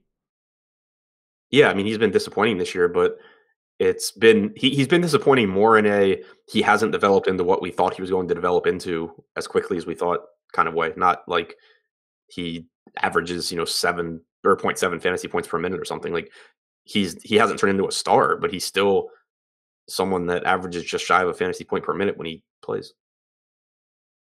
Yeah, if he really is 11%, and at this point now, I really hope that Kevin Huerter is in, because I think that number has to go down then. I want to have more than that. He lets you get to other things. Small forward is notoriously garbage on FanDuel. I got him. He was my second most exposed small forward on my first crunch. That's value's hard to come by right now. I'm in. Yeah. Price is everything, guys. He's not 6K, which is where he was at the beginning of the season. Let's not forget that. He's not a different player. What was his price at the beginning of the year? Oh, he was. I think at one point he got up to 7. 73 at one point in the beginning of the season, mid 6s. Why are we assuming that he's now some sort of different thing than he was in November? I mean, I'm not, so I guess that's the answer for me. Anybody else from Atlanta? Jeremy Lin, especially if Herder's out. I mean, Lin played Yeah. 30 minutes last game. He closed alongside Trey Young. We've been seeing him play more minutes alongside Young anyway. If Herder's in, I just get scared because I don't know exactly how that rotation is going to shake out between Bembry, Herder, Prince, Lin, all these guys. But if Herder's out, that's a bunch of minutes still available. Even if I project Lin for 24 minutes here, I get him as a good play at 4,200 on DraftKings. If he gets more minutes, obviously he's better. Yeah, I have Herder in right now, but you nailed that completely. If Herder is out, Jeremy Lin becomes fantastic. DFS straight to the point coming in with the hot takes in all caps. Guys, try to get high usage players with a good matchup. Works every time. Whew. 75% of the time it works every time. But yeah, that's if you had to simplify NBA DFS to one thing, it's pretty much that. Yeah, get the guys that play a lot, that also are involved a lot. Yeah. Yeah, that is not terribly shocking information. Whew. Okay, let's get out of this one. Moving on to another fantastic DFS game. The Memphis Grizzlies hosting the Charlotte Hornets. 105.5 implied total for the Grizz. 104.5 implied total for the Hornets. These are two of the 4 lowest implied totals of the slate. Pretty clearly the lowest total. The Grizzlies have now, Woj dropped the bomb yesterday saying that they are shopping Conley and Gasol, which, yeah, no shit. That should have been the response. So Mike Conley, 8,600 on FanDuel, 7,500 on DraftKings, 29 on Yahoo. Gasol, 76, 74, and 26. What do you want to do with these clowns? I like the DraftKings price tags. I would think that Conley is available at much lower ownership than Kyle Lowry in a more appealing spot. Not saying that Conley is more appealing than Lowry, but if you're going to get something like 40% Lowry, I would think that and I don't have ownership in front of me. I'm just throwing numbers out. I would think there's a pretty good chance you get something like 4-1 odds on Lowry versus Conley or something. Look at it. We have Conley at 11% expected ownership on DK right now. And we have Kyle Lowry at 12. I mean, in that case, just jam Lowry. But yeah, I feel like that changes. You feel what? I feel like that changes throughout the day. I would imagine. Conley's been, I don't know what. This is a weird-ass game. This is so unappealing from a fantasy perspective. Yeah, it's basically, to me, it's just the individual price tags on a few guys on DraftKings. What are we doing with Jaren Jackson? 6,100 on FanDuel, 5,300 on DK. I don't see why you not to play him. I mean, he should, if he doesn't foul, he should play 30 to 32 minutes. Yeah, and they've been really cutting back to Michael Green's minutes.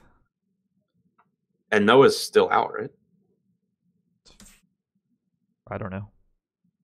Not that actually it doesn't even matter. He last game wasn't even playing backup center. Yeah, I'm in for Jaren Jackson. Yep. Justin Holiday, 3,700 is a fine play also. Yeah.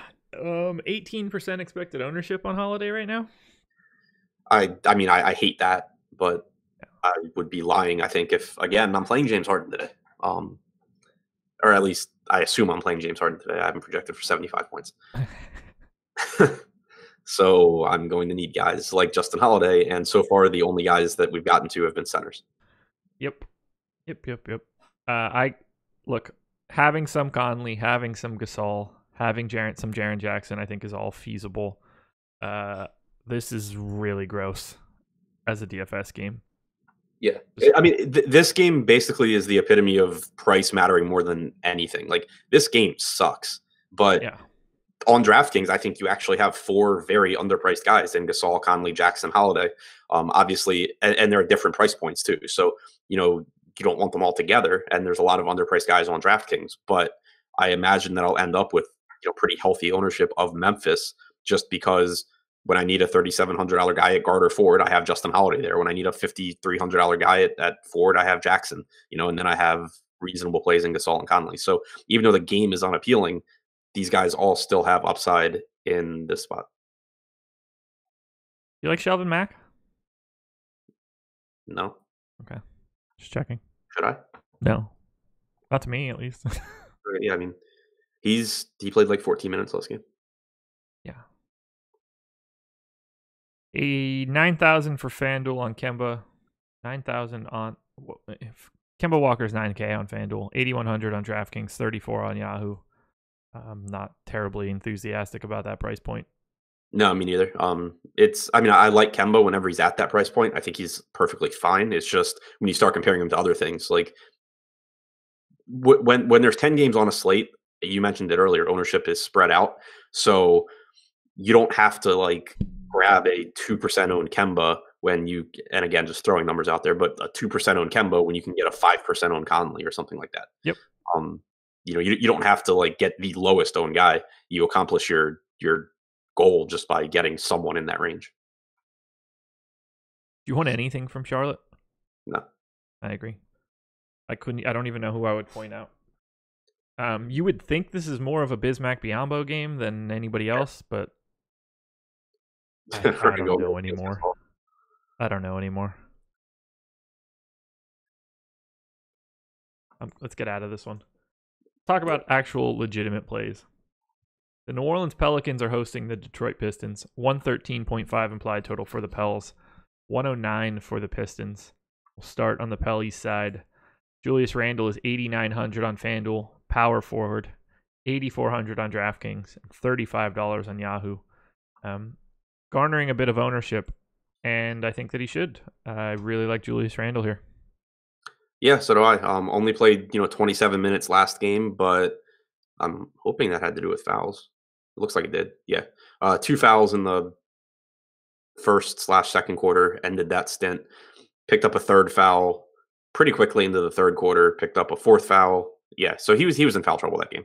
I still think that you should get a lot more minutes from him. Subsequently, you should get less minutes for Jahlil Okafor. Not to say that Okafor doesn't play like 28, but I don't think we see 35 again from Okafor. I think that you should get around 36 to 38 from Randle. Yeah, I have him in for 35 right now. He still grades out fantastic. It's definitely a direction I want to go. I love Holiday at 95, 86, or 35. I really like Mirotic at 6,700 on FanDuel. I don't really know why he's only 13% owned. I think that's a really appealing price point. I like him across all sites. And I'm going to work in some Jahlil Okafor. 5,500 on FanDuel, 4,600 on DraftKings, 12 on Yahoo. I think the DK and Yahoo prices in particular look nice. Yeah, and it's another game where the opposing team, has an actual big, so it makes it easier for not that Okafor is any good defensively, but just matchup wise, it makes more sense for Okafor to still get minutes. Okay. Elfrid Payton. He finally closed. I'm going to give him like 30 minutes. Probably won't get much of him. 11% expected ownership on FanDuel right now, 5,700. That feels high to me. On Elf? Yeah. Yeah, it seems high. But I like these other guys. Not a lot of defense going on in Detroit. Let's go to the Pistons. I assume Drummond plays. He's still in the concussion protocol. If he is removed from it today, and there was talk that he would be, he traveled to New Orleans. If he is, Dwayne Casey said he's active, so I'm assuming that he's playing. 9,800 for Blake on FanDuel, 97 on DK, 45 on Yahoo. Drummond, $700 cheaper on FanDuel, $900 cheaper on DraftKings, and $12 cheaper on Yahoo. How would you like to manage Blake Griffin and Andre Drummond? If Drummond were out, then obviously Griffin's a phenomenal play. If Drummond's in, it's not that Griffin is a bad play. You do lose rebounding upside. It's just that you would have Drummond for like $900 less going against Jahlil Okafor in an up-tempo game. I would just rather have Drummond outside of the fact that center is stacked. I'm with you. I like them both. Even if they're both playing, I'm a fan of both of these guys.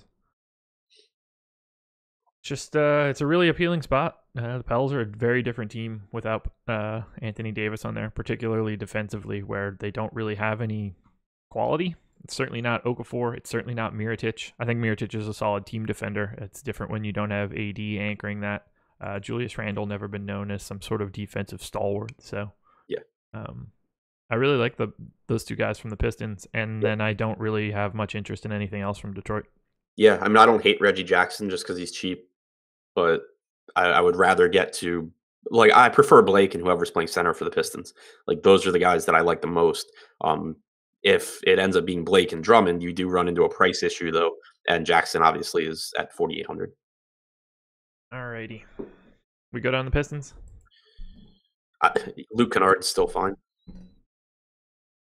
Sure. Not a priority, just another $3,800 guy. Yeah. Sixers and Spurs. Sixers 115.5 implied total. Spurs 111. So 4.5 point favorites at home. We have questionable tags on Ben Simmons, questionable tag on Jimmy Butler. Talk to me about these three guys while I go fill my water. So right now I have Simmons in and Butler out. That's not really based on anything other than Butler not playing last game and Simmons playing. We actually don't have Embiid being questionable, which is nice. So I still really like Embiid. Again, it's tough to pay all the way up at center. When you have Vooch, you potentially have Drummond. You have other guys that we've talked about. There's some value at the position as well. So from a roster construction standpoint, it makes it tough to get there as an optimal play. But if you can find the money, I think it's still a perfectly fine spot for Embiid going against some combination of LaMarcus Aldridge, Pau Gasol, Jakob Poeltl, like whoever they put out there. Poeltl actually was the guy when he was on Toronto that Toronto used to defend Embiid quite a bit. But I think it's a perfectly fine matchup for Embiid. If Butler's out, it's more productive Embiid as well. So that would make him, he's an interesting tournament play for me. Like I don't think getting to him in cash games is probably like optimal, but assuming the ownership's reasonably low for that reason in tournaments, he gives you a ton of upside. Simmons has been really good lately. It's not a great matchup, but I still think that an $8,700 price tag is fine. Not sure how much I'll actually end up with just because of my roster construction today. Getting up to Harden and going more of a stars and scrubs, plus liking guys in that mid range like Lowry, Ibaka, Vooch. It kind of will probably leave Simmons on the sideline a bit, but if you get to him, I think it's fine. Simmons is grading out really well for me, so I hope that he plays. Have you seen Joel Embiid's fantasy production over the past 30 days? It's a lot. 1.74. Yeah. Ooh. 10.8 on FanDuel, 10.5 on DK, 51 on Yahoo. Not a problem whatsoever using Embiid, but Simmons is the guy that's grading out the best for me. I'm intrigued by it. That's the best I can do. Keeping a close eye on those Q tags, hoping that Butler doesn't play. Do you want any Butler tonight? I missed a little bit of your. I didn't talk. I have Butler out right now, but if he's in, I don't really see it as a priority. Like I would still rather have Embiid. I'd rather have Simmons. I have him in right now, and he's not someone that jumps out at me. 34 on Yahoo is fine. So I guess. What do you have Corey Brewer in for minutes? Let's assume Butler plays because.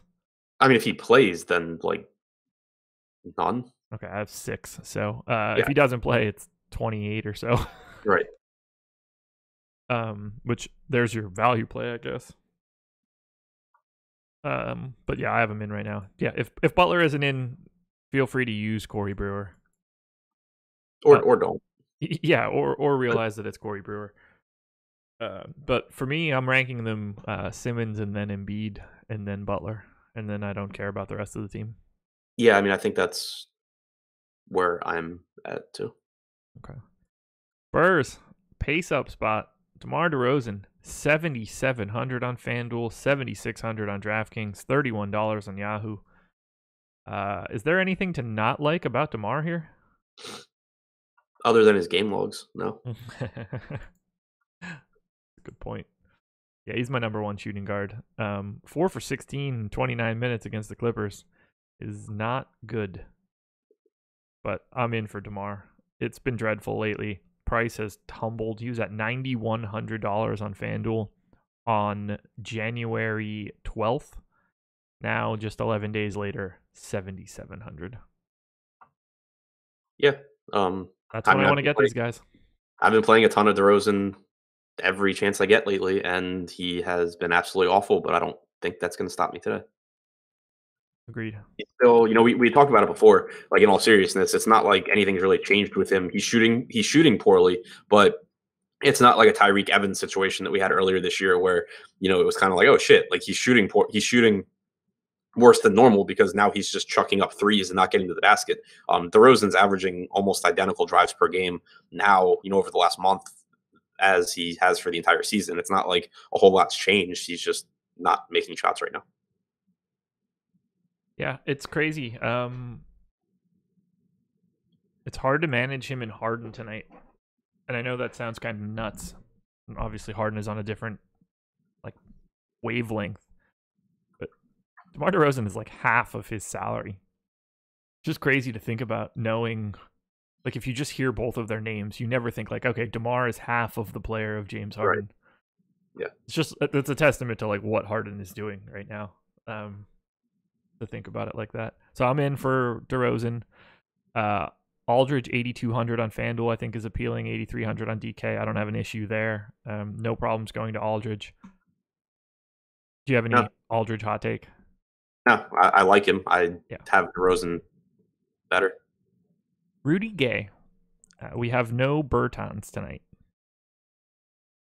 I have Gay in for 28 minutes. He is 5,500 on FanDuel, 5,700 on DK, and $19 on Yahoo. Is he like a sneaky, really good option? Maybe not so sneaky at 16% ownership on FanDuel? I think on FanDuel in particular, where you have to roster the two small forwards, he's been productive on a per minute basis, right around the 1.05 point per minute guy. It's just been a matter of his minutes, but we saw 28.5 minutes last game. Bertans out certainly doesn't hurt. It's a favorable match, a faster paced Philly team. So, I have no issues with Rudy Gay. I'm going to let that one go. Not you, chat. Derek White, Bryn Forbes, anything else? Bellinelli, who's been getting additional run lately? Yeah, I mean, whatever I get, I'm fine with, but I don't think anything there's a priority. I agree. You ready to close this out? Yep. Here we go. The Utah Jazz, a late night hammer, hosting the Denver Nuggets. 109.75 implied total for the Jazz, 106.75 for the Nuggies. Pace down spot for Utah. Rudy Gobert, a crisp 10,200 on FanDuel right now. Only 8,200 on DraftKings, $40 on Yahoo. We got to talk about him on a site-by-site basis, I guess. 17% expected ownership on DK makes perfect sense to me. How do you want to handle Rudy Gobert here? Yeah, I mean, that price tag on DraftKings is egregious. There it is. Yeah, so I mean, it's not like Rubio being back should have any like tangible negative effect on Rudy Gobert. Maybe the assists drop a little bit, but he's still. I'm sure it's made up for by just having a better passer getting him the ball. So, there's no reason not to like him here. Denver's not been good defensively whatsoever. I thought that would kind of improve as they got healthier, but so far it really hasn't. He's been averaging between 1.2 and 1.3 fantasy points per minute for basically the season. It's just really tough to find any reason not to like Gobert at his DraftKings price tag. Yeah, I agree. It's just too low compared to everybody else that's available. How much Gobert did I get? None. Absolutely zero. Kind of crazy to me. It's just, there's just so many dudes. Like, right? Yeah, I mean that's the thing. It's you still have Gobert, you have potentially Drummond, you have a lot of value at the position. I mean, John Collins, Jaren Jackson, Aldridge, Siakam, Harrell, Mirotic, Blake, Randall, like all of these guys have the ability to play center. Yeah. Speaking of that, it's one thing like when you're making your lineups on Fantasy Cruncher on slates like this, I really don't mind forcing at least some of those guys just to the power forward spot. It helps you get more exposure to guys like Gobert.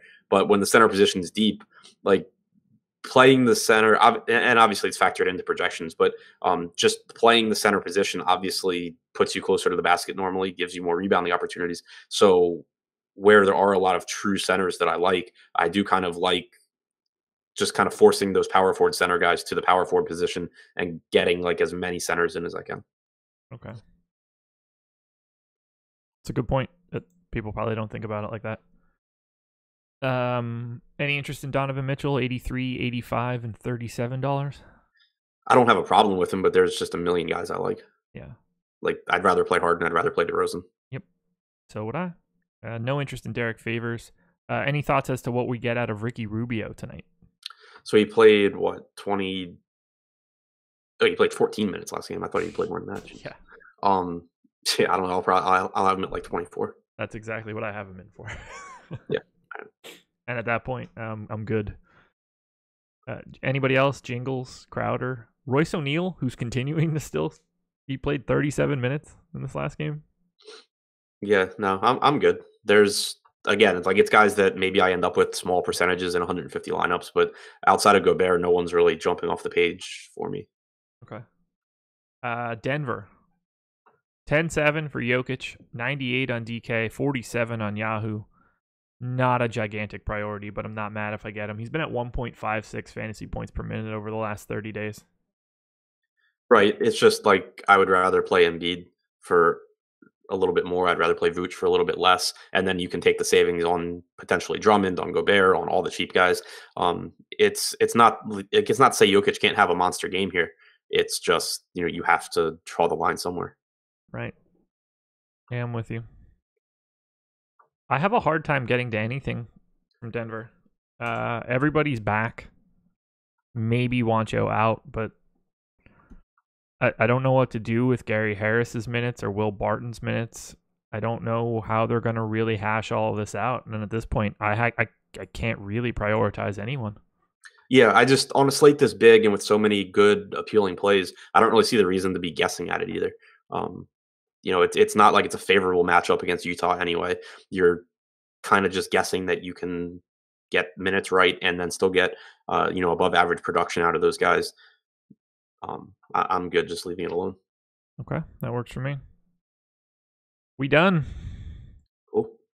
Thrive time. Dropping the link in the chat right now.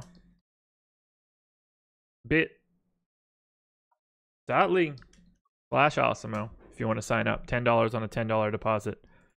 20 on 100, 50 on 200. Let's go to Thrive and check out some props.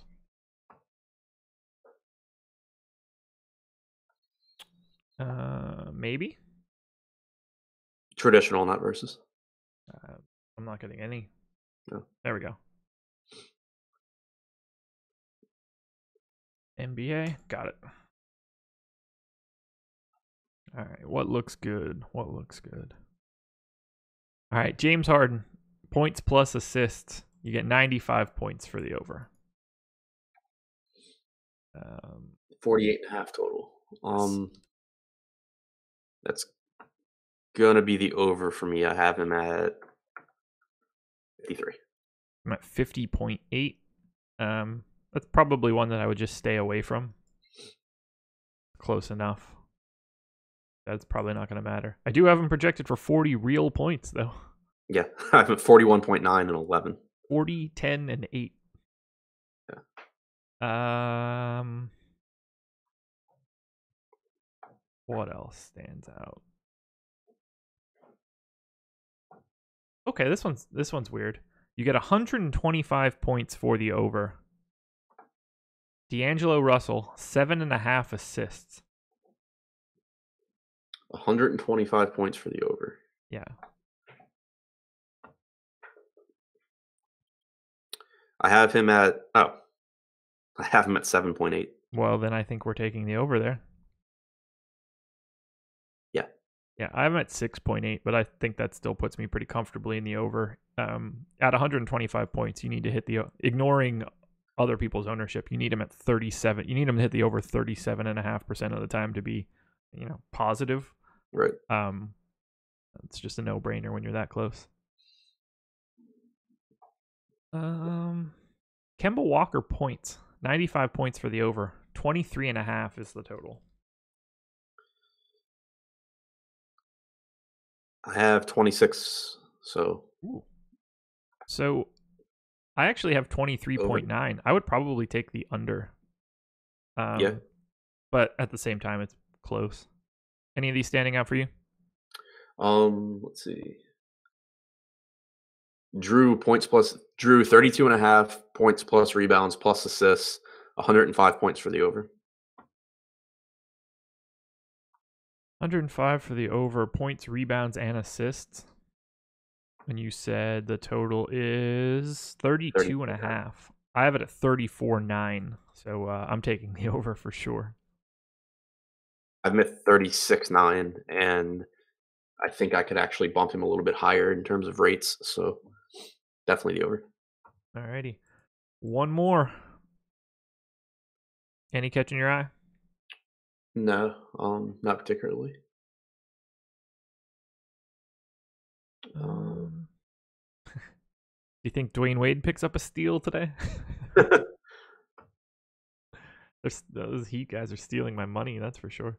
Yeah. Okay. Nikola Jokic, 9.5 rebounds. You get 120 points for the over. I have Wade at 0.9 steals, by the way. Okay. This guy was waiting on bated breath for that one. Yeah. Jokic, I have at 9.7 rebounds, so I would take the over for sure. Oh my God. You get 120 points for the over. I have him at 11.2. Wow. So how many minutes do you have him playing? 100. 34? Okay. Yeah, I have 32. Yeah. I mean, if he's not playing massive minutes in this spot, I don't know when it's coming. Yeah, that's a lot of rebounds. But either way, I mean, even if I give him 32 minutes, I'm still well over the number, and I get 120 points for the over. Yeah. Yeah, I think the over is clearly the answer there. Alrighty. I think that's it. We will have the deep dive from Laffy coming out in the early afternoon, going to be a big one. The deeper dive starting at 4:45 today. Adam and Laffy breaking down this slate once again, now that we'll get some news. And then Chris Baggs and Fast Eddie going live before lock. I will be on DK Live's The Sweat Show tonight. Topics TBD. And if you're interested in golf with Tiger Woods back starting at 9 p.m. tonight, golf live before lock. Ben Raza, Jason Roslin, breaking down the Farmers Insurance Open. That I know off the top of my head for, I don't know why. But yep, Farmers Insurance Open. So check that out. Adam, anything else? Nope. Be back at 4:45 with Laffy. There you go. Hour and 52 minutes. There was never a doubt we get in under the 2 hour mark. Best of luck, everybody. We're out of here.